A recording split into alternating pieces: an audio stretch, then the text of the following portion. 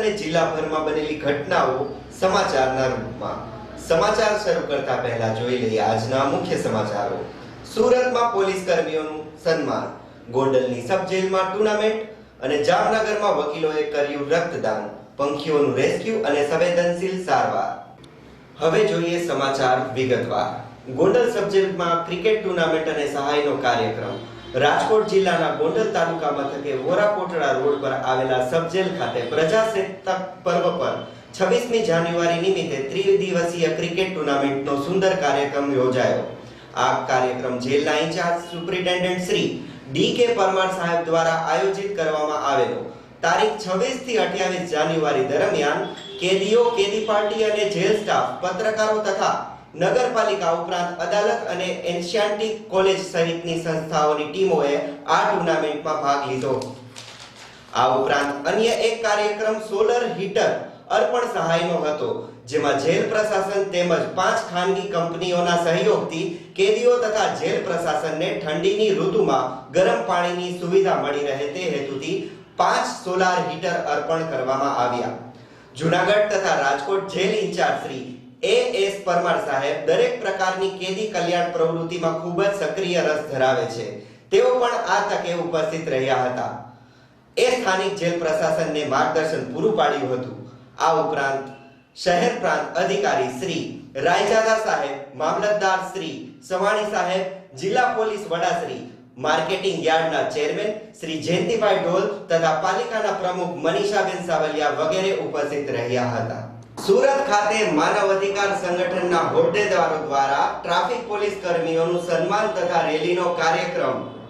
સુરતમાં national anti crime human rights council of India અને crime Jyot news સુરતના ઉપક્રમે તારીખ 26મી જાન્યુઆરીએ પ્રજાસત્તાક પર્વ નિમિત્તે શહેરના અઠવા લાઇન્સ તથા ચોક સહિતના તમામ મુખ્ય વિસ્તારોમાં આ તમામ હ્યુમન રાઇટ્સ હોદ્દેદારો, કાર્યકર્તા તેમજ સામાજિક કાર્યકર ભાઈ બહેનો દ્વારા ટ્રાફિક પોલીસ કર્મીઓ તથા પોલીસ તંત્રના જુદા જુદા વિભાગોમાં અધિકારીઓનું ફૂલો વડે સન્માન કરવામાં આવ્યું.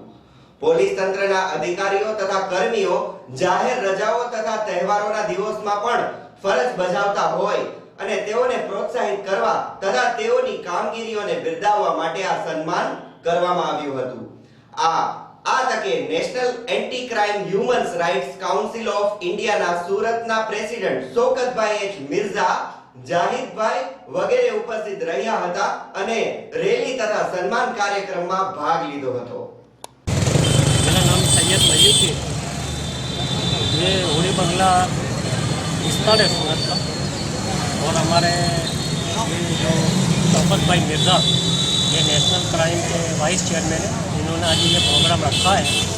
आज ये 26 जनवरी का प्रजासत्ताक दिन के ऊपर आज ये जितने भी हमारे पुलिस डिपार्टमेंट के आदमी हैं जो आज ऑन ड्यूटी, आज ये जो ऑन ड्यूटी आज इनकी हौसला अफजाई करने के लिए आज हम लोग उनका एक सम्मान करने के लिए, उनकी हौसला अफजाई करने के लिए आज इन्होंने ये जो प्रोग्राम रखा है, तो आज हम लोग इसके लिए सब जमा हुए हैं.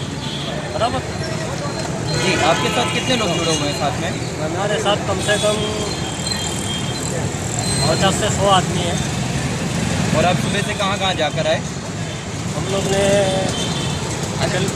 पहला प्रोग्राम तो हम लोग ने कहाँ किया, अब यहाँ से और कहाँ जाने का इरादा है? अभी यहाँ से हम लोग चौक से होके अठवाला ही जाएंगे. जी, आपका नाम? मेरा नाम शाह यूनुस बावा, मैं वार्ड 11 नंबर का बीजेपी मंत्री हूँ और ये हमारे एंटी नेशनल क्राइम के वाइस चेयरमैन शौकत भाई मिर्ज़ा के आगेवानी में ये कार्यक्रम रखा गया है ट्रैफिक ऑर्गेनाइजर का. और ट्रैफिक में जो लोग पुलिस वाले रजा के दिन भी हमारी सेवा देते हैं, इनके हमारी हौसला अफजाई करने के लिए हम लोग इनको फूल वितरण करने जा रहे हैं. अभी यहाँ से हम चौक बाजार जाएंगे, फिर वहाँ से ऑटो वाले सिटी ट्रैफिक ऑफिसर को हम लोग उनका सम्मान करेंगे फूल देंगे. जी, आपका नाम? मेरा नाम मोहसिन मिर्जा है. आज 26મી જાન્યુઆરી प्रजासत्ताक दिन है, उसकी उजवनी के लिए सब यहाँ जमा हुए हैं. नेशनल एंटी क्राइम के तमाम सभ्य शौकत भाई, अहमद भाई, यूनुस भाई है, सैयद भाई है, फिर यहाँ पे दूसरे सभी कार्यकर्ता जो काम करते हैं, लोगों की सेवा करते हैं, यहाँ पे सभी जमा हुए। उन्होंने नक्की किया है कि छुट्टी के दिन भी पुलिस वाले जो लोगों के बीच में रह के लोगों की सेवा करते हैं, तो उनका सम्मान करने के लिए आज सब यहाँ पे खुद का टाइम करके जमा हुए हैं और गुलदस्ता देके उनकी हौसला अफजाई करेंगे और उनका जो कामगिरी है उनके यहाँ पे जो भी आए हुए सभी उनका स्वागत करेंगे, ऐसा नक्की करा है। और यहाँ से हमने 2-3 प्रोग्राम किए हैं। अब यहाँ से चौक जा रहे हैं, वहाँ से 8वां लाइन या जो भी रास्ते में पुलिस वाला मिलता है उसका हम स्वागत करते हैं और उनकी हौसला अफजाई करते हैं। यहाँ पे सभी कार्यकर्ता है, ये सब जो है ये सभी कार्यकर्ता का सब साथ में मिलकर काम कर रहे हैं, सभी जमा हुए हैं यहाँ पे। रेडी जी, आपका नाम? शाहिद से जाहिद भाई, इस मुहिम में जोड़कर आपको कैसा लगा? बहुत अच्छा लगा है और ख़ास करके आज रिपब्लिक डे के मौके पर हम सब यहाँ भेजे हुए हैं, जमा हुए हैं तो उजवड़ी के लिए। और एक इसके अंदर स्पेशल हम लोगों ने इंटर किया है कि जो सरकारी अधिकारी है, पुलिस खास करके जी जी, जो 50 हॉलीडेज़ में भी 24 आवर्स ड्यूटी करते हैं, उनका हम सम्मान करने के लिए हम ह्यूमन राइट्स के सारे मेंबर्स और सभी सोशल वर्कर्स और हमारे दोस्त सभी मिलकर हम उनका सम्मान करने के लिए यहाँ से हमारी रैली जा रही है। लगभग 25-50 लोग हम लोग भेजे हुए हैं यहाँ पे। જામનગરમાં વકીલ મંડળ દ્વારા રક્તદાન કેમ્પ તથા સંગીત સંધ્યાનો કાર્યક્રમ યોજાયો। જામનગર વકીલ મંડળ દ્વારા દર વર્ષે વર્ષમાં 2 વખત 26મી જાન્યુઆરી તથા 15મી ઓગસ્ટે રક્તદાનનો કાર્યક્રમ યોજવામાં આવ્યો હતો, જેમાં કોર્ટ પ્રશાસનના કર્મીઓ પણ ભાગ લે છે। 26મી જાન્યુઆરીના દિને કોર્ટની જૂની ઇમારત જે ન્યાય મંદિર તરીકે જાણીતી છે, ત્યાં રક્તદાનનો કાર્યક્રમ સવારના 10 થી બપોરના 2 વાગ્યા સુધી રાખવામાં આવેલો હતો। આ કાર્યક્રમ વકીલ મંડળના સભ્યો ઉપરાંત વિવિધ કોર્ટના ન્યાયમૂર્તિઓ, કોર્ટ પ્રશાસન, કર્મચારીઓએ વગેરે ભાગ લીધો હતો। વકીલ મંડળ દ્વારા આ વર્ષે યોજવામાં આવેલો કેમ્પ 15મો રક્તદાન કેમ્પ હતો। કેમ્પ સંપન્ન થયા પછી તમામ રક્તદાતાઓ તથા સ્ટાફ માટે અલ્પાહારની વ્યવસ્થા કરવામાં આવી હતી। ત્યારબાદ વકીલ મંડળની ઓફિસ ખાતે દેશભક્તિના ગીતો અને ગીત સંગીતનો કાર્યક્રમ પણ રાખવામાં આવ્યો હતો। આ કાર્યક્રમમાં ડિસ્ટ્રિક્ટ એન્ડ સેશન્સ કોર્ટના જજ શ્રી ઉપરાંત બાર એસોસિએશનના પ્રમુખ શ્રી ભરતભાઈ સુવા, ખજાનચી શ્રી मनोजभाई ઝવેરી તથા અગ્રણી શ્રી રીતેશભાઈ ગંડા, શ્રી રાજેશભાઈ કનકરા, શ્રી અશોકભાઈ ગાંધી વગેરે ઉપસ્થિત રહ્યા હતા। જામનગર બાર એસોસિએશન દ્વારા આજે 26મી જાન્યુઆરી નિમિત્તે ખૂબ જ સુંદર બ્લડ ડોનેશન કેમ્પ તેમજ ભવ્ય ગીત સંગીતના કાર્યક્રમનું આયોજન કરવામાં આવ્યું। આ આયોજન વિશે આપણે જાણીએ તેમના પ્રમુખ શ્રી સુવા સાહેબ પાસે। જામનગર વકીલ મંડળ દ્વારા દર વર્ષે જે આપણા રાષ્ટ્રીય તહેવારો છે 26મી જાન્યુઆરી, 15મી ઓગસ્ટ, આ રાષ્ટ્રીય તહેવાર નિમિત્તે બાર અને બેન્ચ દ્વારા જામનગર બાર એસોસિએશન દ્વારા આયોજિત બાર અને બેન્ચ સ્ટાફ દર વર્ષે અમે બ્લડ ડોનેશન કેમ્પનું આયોજન કરીએ છીએ।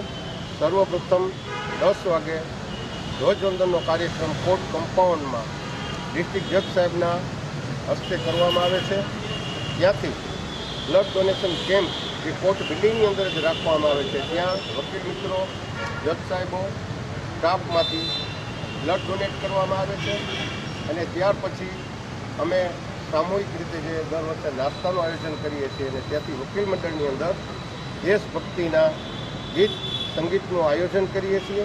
આમાં વકીલો, જજ સાહેબો, કોર્ટનો સ્ટાફ લાભ લે છે અને બ્લડ ડોનેશન આ અમારો જામનગર બાર એસોસિએશન દ્વારા 15મો બ્લડ ડોનેશન કેમ્પ છે અને દર વર્ષે વધારેમાં વધારે સંખ્યામાં વકીલ મિત્રો, સ્ટાફ અને જજ સાહેબોમાંથી બ્લડ ડોનેટ થાય અને બ્લડ જે ડોનેટ કરવામાં આવે છે તે જરૂરિયાતમંદ માટે એના એ લોકો ઇન્ડિયન હોસ્પિટલ, બીજી હોસ્પિટલમાંથી અમને એના કાર્ડ આપવામાં આવે છે। એ કાર્ડનો જરૂરિયાતમંદ માણસો માટે તાત્કાલિક રીતે એનો ઉપયોગ થઈને પછી જિંદગી બચી જાય એવા શુભ આશયથી આ બ્લડ ડોનેશન કેમ્પનું આયોજન કરવામાં આવે છે અને દેશભક્તિના ગીત સંગીત રાષ્ટ્રીય તહેવાર છે અને દરેક નાગરિકે એને રાષ્ટ્રીય પર્વ તરીકે ઉજવતા હોય તેમાં દરેક લોકો જે સંસ્થા સાથે જ્યાં સંકળાયેલા હોય એ સંસ્થાને અનુરૂપ એને પણ એમાં યોગદાન આપી અને રાષ્ટ્રીય તહેવાર ઉજવવો જોઈએ.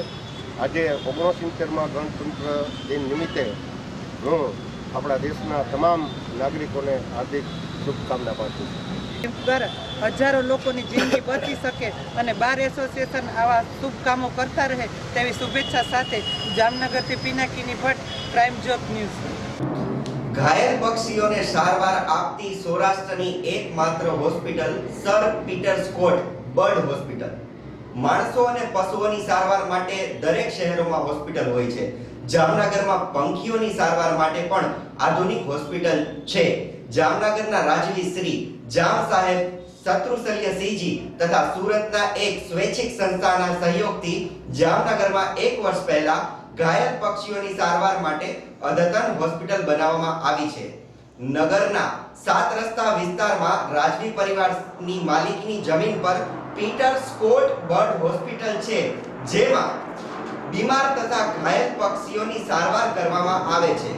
આ હોસ્પિટલમાં આઈસીયુ, ઓક્સિજન, ઇમરજન્સી સેવા, પંખીઓના તજજ્ઞ એવા તબીબો અને નિષ્ણાંતો વગેરે સેવામાં ઉપલબ્ધ કરવામાં આવે છે.